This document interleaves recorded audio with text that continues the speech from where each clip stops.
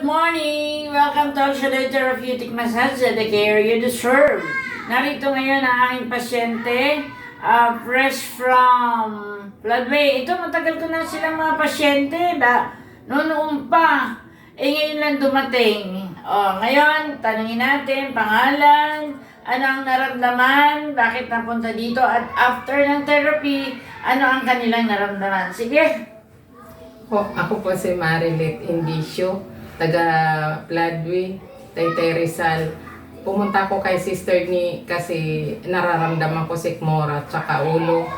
Nung na-therapy niya ako, gumana ang pakiramdam ko, gumana ang ulo ko at saka yung sikmura ko. Salamat sa Diyos. Ano sabi ng doktor? May high blood? Opo, mataas daw po ang BP ko. Kaya masakit ang ulo? Opo, Tapos ang sikmura, laging... acidic daw po. Sidik. Kaya bawal ang mga maasim. Tapos huwag kakain ng yung mabaho na malamig. Kailangan lagi mainit-init. Ano? Opo.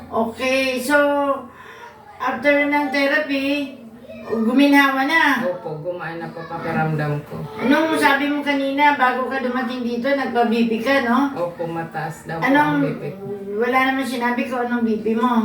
Ano daw po, 140/100. 140/100, imagine. So ngayon, maganda ng ulo, Opo. maganda ng leeg, Opo. balikat. Opo. Kasi mga balikat, mga ano, di ba? Opo. Ang dami kanina dyan, oh, mga bilog-bilog na umiikot. Kumusta ang balikat? Ayun, ganun mo.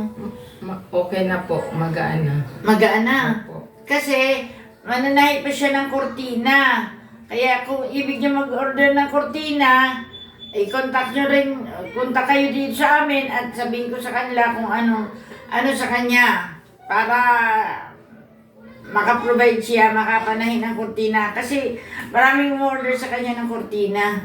Mananahi sila ng kurtina at saka punda. Opo, tsaka mga bedsheet. Mga bedsheets, mga punda, bedsheet, saka kurtina, pampaganda ng bahay.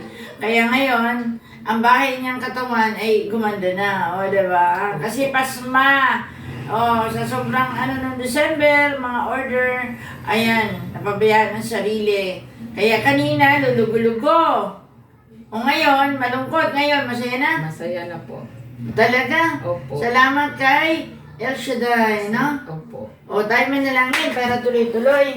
Sa ngalan ng Ama, Anak, Espiritu Santo. Amen. Dakilang Diyos sa pagpalang Ama, salamat sa biyaya mo, salamat sa kagalingan ni Sister Marilet. Dalangin po namin na ibuhos mo sa kanila, O Lord, ang kalakasan, kalusugan, tagumpay, at lalo na ang kanilang hanap buhay at ang kanilang plano na magkaroon ng sariling bahay, sundan ng himala at kababalangan, i-provide ang lahat ng kanilang mga pangailangan.